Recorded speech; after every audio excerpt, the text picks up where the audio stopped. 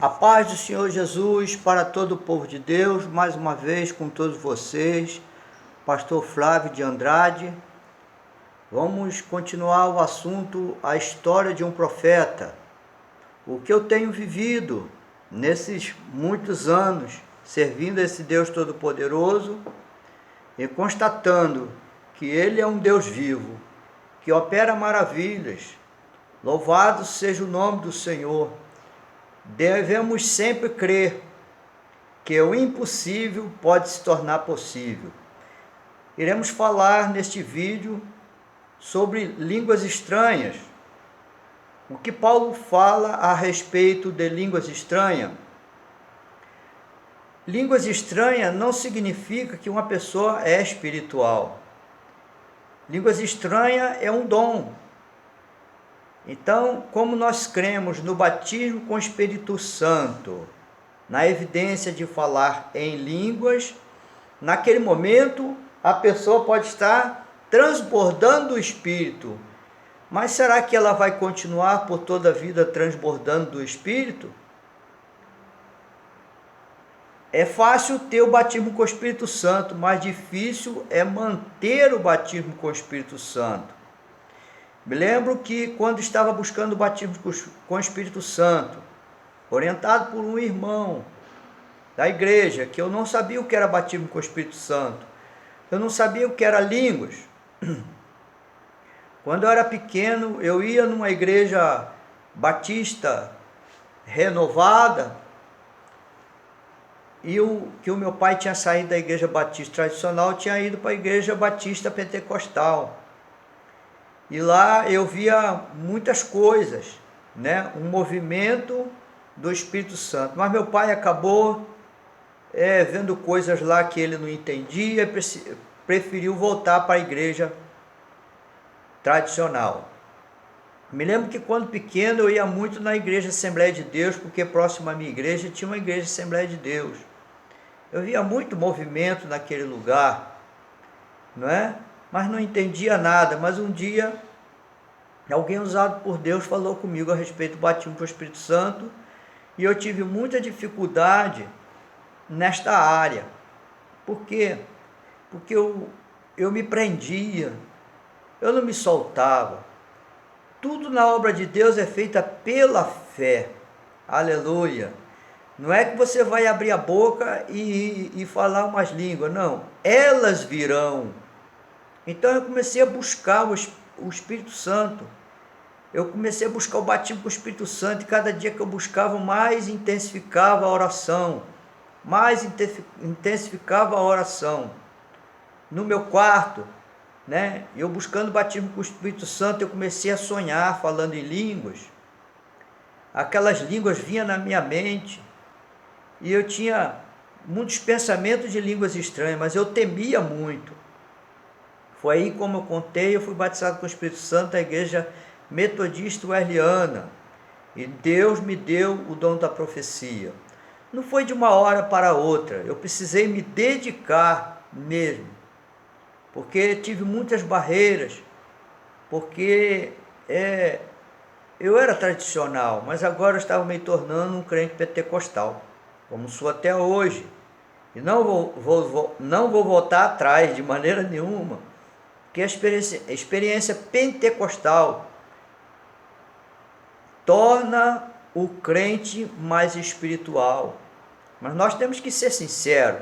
Então, como eu falei no início, não é porque você fala em línguas estranhas que você é mais espiritual, porque muitas das vezes Deus visita o crente para renová-lo, já que ele é batizado com o Espírito Santo e ele fala em línguas. Nem todos têm o dom de língua. Há casos que a pessoa fala em língua no momento que é batizado com o Espírito Santo, e depois de um tempo ele sente a presença de Deus, mas não fala muita língua. Talvez fala uma, duas ou três palavras em línguas, né? Ele precisa buscar o dom do Espírito Santo, os dons de línguas, que vai vir sobre ele variadas línguas. Então vamos ver o que Paulo fala aqui na primeira carta de Paulo aos Coríntios, capítulo 14, a partir do versículo 13. Olha o que ele diz: Pelo que o que fala em outra língua deve orar para que a possa interpretar. Porque se eu orar em outra língua, o meu espírito ora de fato, mas a minha mente fica infrutífera. Que farei, pois? Orarei com o espírito, mas também orarei com a mente. Cantarei com o espírito, mas também cantarei com a mente. E se tu bendisseres apenas em espírito, como dirá o indouto o amém, depois da sua ação de graça, visto que não entende o que dizes? Porque tu de fato dá bem as graças, mas o outro não é edificado. Dou graças a Deus porque falo em outras línguas, mais do que todos vós. Contudo, prefiro falar na igreja 5 palavras com o meu entendimento, para instruir outros a falar 10.000 palavras em outra língua. Louvado seja o nome do Senhor. Ele cita aqui o falar em línguas na oração. Bom, ele cita também que como alguém vai dizer o amém se não sabe o que você está falando. Eu já vi casos que estava orando em línguas e o irmão dava glória a Deus, amém, amém, amém. Esse irmão não era batizado com o Espírito Santo, mas quando alguém começava a falar em línguas, ele sentia a presença de Deus. Né? Muitos dizem que esse estado é o estado que a pessoa é só queimada, não batizada. Né? Quer dizer, ele sente uma forte presença de Deus, está sendo queimado pelo Espírito Santo, mas não é batizado com o Espírito Santo. Isso é uma maneira que muitos falam, fulano é queimado, mas não é batizado com o Espírito Santo. Mas ele fala aqui que é melhor falar em línguas que você possa entender para edificar a igreja. Então, quer dizer, na igreja não é importante fazer alguma coisa sem trazer edificação. Se você vai fazer alguma coisa que não está trazendo edificação, na verdade, não vai trazer edificação, então você não faça. Não vá fazer uma coisa que não está trazendo edificação. Então Paulo aqui estimula o crente que fala em línguas a buscar que possa interpretá-la. E este dom é um dom interessante porque, né, há uma união perfeita quando alguém fala em língua e o outro interpreta, bem simultâneo, né? Alguém fala em línguas e o outro interpreta, né? E também o profeta também pode falar em línguas e interpretar como uma palavra profética. Isso acontece muito, não é raro, né? Nós vemos isso mais na Assembleia de Deus, porque eles dão muita ênfase ao batismo com o Espírito Santo, na evidência de falar em línguas e o dom de profecia. As igrejas antigas, isso era comum. Hoje em dia nós temos vários tipos de igreja de Assembleia de Deus que está perdendo o uso dos dons espirituais. Já vi casos de irmãos que foram na Assembleia de Deus e lá era proibido profetizar. Mas por que estão proibindo profetizar? Porque deve estar escondendo alguma coisa. Tem alguma coisa errada nesta igreja, não é verdade? Porque a igreja não pode ficar sem profecia, né? Há a profecia da palavra de Deus, há a profecia inspirada pelo Espírito Santo, que de repente alguém é tomado na igreja e entrega uma mensagem, né? E há também a palavra profética na interpretação das línguas. Então, isto é um dom muito importante na casa de Deus. Meus irmãos, nós já vimos muitas coisas a respeito disso, né? E Paulo orienta a igreja de Corinto, porque a igreja de Corinto tinha os dons espirituais, mas tinha muito problema. Você lendo as duas cartas, Paulo não está presente, ele está ausente, porque alguém procurou Paulo para falar o que estava acontecendo na igreja. Então Paulo teve que, como Paulo não podia ir lá em Coríntio, Paulo escreveu o que se devia fazer. Então lá na igreja de Coríntio tinha coisas horríveis acontecendo, né? Tinha coisas horríveis acontecendo na igreja de Coríntio.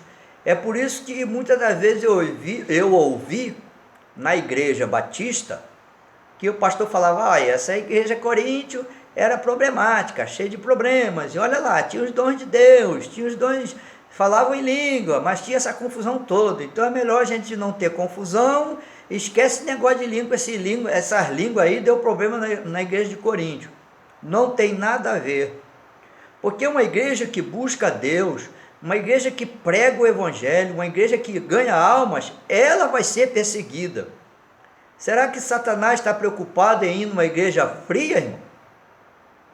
Numa igreja derrotada? Ele não quer, ele não precisa ir lá, porque lá já está dominado.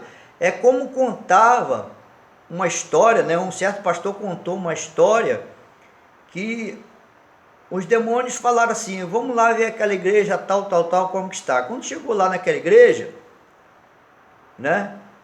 Ele não conseguiu entrar. Ele não conseguiu entrar naquela igreja. Por quê?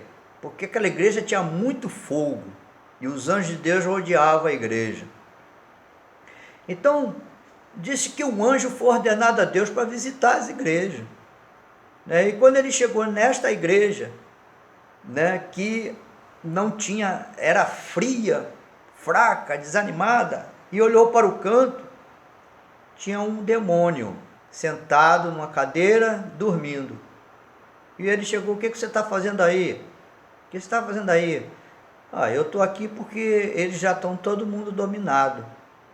Todo mundo aqui já está dominado. Então eu posso até tirar um cochilo, porque eles mesmos estão dormindo. Aqui eles não conseguem me ver. Mas na igreja que pegava fogo, e naquela igreja lá, porque você não vai? Então, lá naquela igreja eu não posso ir, porque aquele povo ora muito, aquele povo vive vida santa, lá nós não conseguimos entrar, né? Então o diabo, ele conseguiu entrar numa igreja fria, mas na igreja cheia do Espírito Santo ele não vai conseguir entrar. Mas é nessa igreja que ele quer entrar, é nessa igreja que ele quer trazer escândalo, né?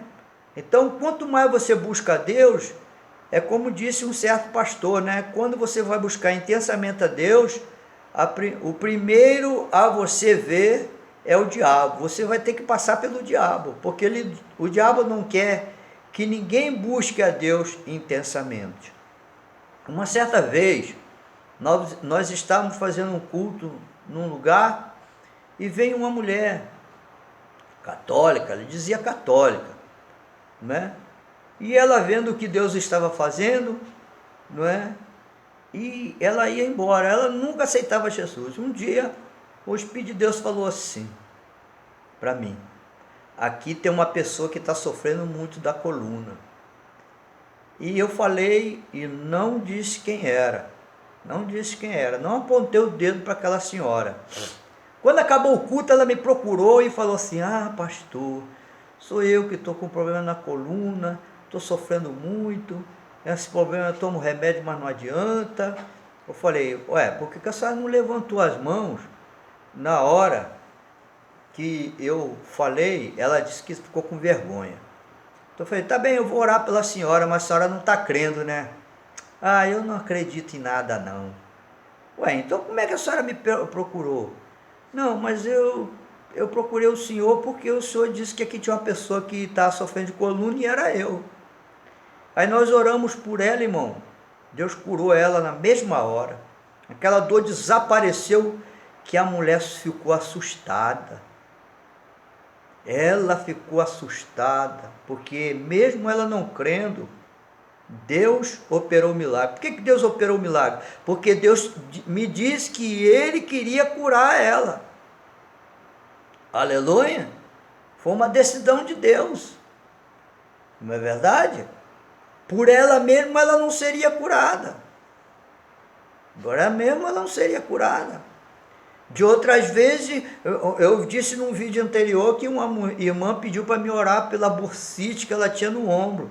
Eu fui orar por ela, Deus falou assim: não ore por ela, porque ela nunca me pediu. Olha, um tratamento muito diferente. Esta que eu orei da coluna, uma ímpia. E a outra que eu fui orar pelo ombro dela, uma crente. Olha o tratamento diferente de Deus, né? Louvado seja o nome do Senhor. Uma certa vez nós estávamos fazendo um trabalho em outro lugar, numa casa, né? E ali, na hora da oração, Deus me revelou que tinha uma irmã que tinha um esporão. Olha, Deus me revela aqui uma pessoa com um esporão. E Deus vai curar esse esporão. E nós oramos. Eu não estou me recordando se, porque já faz muito tempo, eu não estou me recordando se na hora ela falou que ela tinha um esporão, eu não estou me recordando. Mas só sei que depois ela disse que o esporão tinha sumido. E ela contou em detalhe que aquilo nunca, não tinha cura. O médico disse para ela, não adianta tirar, porque sempre vai nascer. É uma maldição, realmente é uma maldição. Quem tem isso não consegue nem usar sapato fechado. E é um problema muito sério, a pessoa sofre muito. Deus operou esse milagre. Louvado seja o nome do Senhor. Quero passar alguns testemunhos para a edificação da tua fé. Isso, para a edificação da tua fé. Quero agora falar sobre aquilo que nós prometemos a Deus, não podemos voltar atrás, né? Então, uma certa irmã tinha pego um envelope para fez um voto com Deus. E ela pegou, ela disse que ela pegou o envelope, botou a oferta e ficou orando, fez um voto com Deus. Mas um dia, passados dias, ela não entregou o voto e ela passou um aperto na casa dela. Não tinha dinheiro para comprar determinada coisa. Ela foi lá e pegou aquele dinheiro que estava no voto. Não falou nada para ninguém. E os dias foram passando e ela veio nas nossas reuniões e o Espírito de Deus me revelou. Aqui tem uma pessoa que fez um voto com Deus, colocou o dinheiro no envelope e depois pegou o dinheiro de novo para comprar uma coisa porque tinha necessidade. E o Espírito de Deus mandou dizer, te pergunto, de que era o dinheiro? É teu ou de Deus? Não faça mais isso. Então, irmão, o que eu aprendi? Essa mulher veio e confessou mesmo que ela tinha, né, feito isso. Então, o que nós aprendemos com isso? O que é de Deus é de Deus. O que você prometeu a Deus, não fique demorando, irmão. Não demora não, porque uma certa vez aconteceu comigo, que eu estava passando uma grande provação. Eu era casado de novo. Estava passando uma grande provação, estava na igreja, pedi Deus. O irmão falou assim, quem quer fazer um voto com Deus? Quer fazer um voto com Deus? Eu falei, meu Deus, eu não vou fazer voto não, porque eu não tenho nada, estou numa luta danada, não vou fazer voto. Aí automaticamente o irmão falou assim, você que está falando que não tem dinheiro, que voto é esse? O voto com Deus, o voto de fé mesmo, é quando você não tem dinheiro. Aí eu levantei a minha mão, ele disse, é isso aí, irmão, você mesmo. Você está dizendo que não tem dinheiro, mas Deus vai providenciar o dinheiro. Você quer fazer o voto? Eu peguei o voto e fiz. Então, o que aconteceu? Aconteceu uma coisa tremenda. Por quê? Porque nesse tempo eu varria um condomínio, né? E esta foi a minha humilhação, a minha aprovação. Varrei aquele condomínio. Eu varrei durante um bom tempo, muitos anos eu varrei aquele condomínio. Ganhava meio salário mínimo. Na minha casa não faltava nada. Nós casados de novo, mas Deus honrava a nossa fé. Então, quando eu fui colocar o lixo, né, no latão, onde recolhi os lixos, eu vi que tinha muita roupa lá. Falei, meu Deus, quanta roupa boa aqui. Aí eu fui pegando aquelas roupas, fui separando, era muita roupa mesmo, muita roupa boa, porque depois eu dei até para as pessoas necessitadas, me parece que eu dei numa igreja, não estou lembrado muito bem. Então, irmão, e como de comum a gente sempre faz isso, né? Quando você vai lavar roupa, você pega e mete a mão no bolso para ver se tem alguma coisa, né? Quando eu coloquei a mão no bolso de uma calça jeans, irmão, tinha muito dinheiro. Eu não sei como é que foi que essa pessoa jogou roupa e não viu o que tinha dentro do bolso. E eu peguei daquele dinheiro, paguei o voto que eu tinha feito e ainda sobrou dinheiro para mim. Tá vendo? Deus opera através da fé. O voto é muito importante. Existe igreja que não trabalha com voto. Eles não ensinam o povo a fazer voto com Deus, porque o voto chama muito a atenção de Deus, porque Deus é que sustenta a igreja, e Deus sustenta a igreja através dos fiéis. Não é? O governo não ajuda a igreja evangélica, não ajuda. Quem ajuda é o povo da igreja mesmo, os membros da igreja, ou o visitante tocado por Deus, ou alguém que recebeu um milagre, né? Louvado seja o nome do Senhor. Uma experiência muito forte, né? Uma certa vez, nós cantamos, né? Muitos corinhos de fogo e a gente canta, né? Aquele corinho que diz que vê o anjo, tinha fogo nos pés, fogo nas mãos, fogo na cabeça, era fogo puro, fogo no corpo, fogo puro. E a gente cantava muitos corinhos de fogo, e um dia uma irmã disse que ficou pensando assim, a respeito disso aí. Eu não sei se ela falou com Deus, se isso é verdade, que o Senhor possa me mostrar esse ano. Ele disse que Deus, uma vez ela estava orando, de joelho, se humilhando a Deus, e ela viu um anjo que tinha fogo nos pés, fogo na mão, fogo na cabeça. Uma certa vez um pastor disse que não acredita nesse negócio de línguas de fogo, não. É pastor da Assembleia de Deus, esse pastor já falecido. Ele falava isso. Uma irmã contou para mim e disse que esse pastor falava muito isso. Que língua de fogo, nunca vi isso. E teve uma vez que houve uma visitação tão forte naquela igreja, que esse pastor viu as línguas de fogo. Ele via que saía labareda de fogo da boca dos irmãos e as línguas de fogo rodavam no meio da igreja. Louvado seja o nome do Senhor. Muita gente já perdeu a fé, irmão. É preciso sinais na igreja. É preciso operações do Espírito Santo, milagre, porque há muita gente incrédula na igreja. Até mesmo nos seminários teológicos, já ouvi dizer, de professores que são ateus. Aquilo lá que eles ensinam é uma profissão, não que eles sejam crentes. Não que eles não são convertidos. Outros perderam a fé. É necessário que haja sinais, visões, revelações, operação dos dons na igreja, porque é para a edificação da igreja, aumento da fé de cada um. Que Deus possa te abençoar. Veja os próximos vídeos, em nome de Jesus.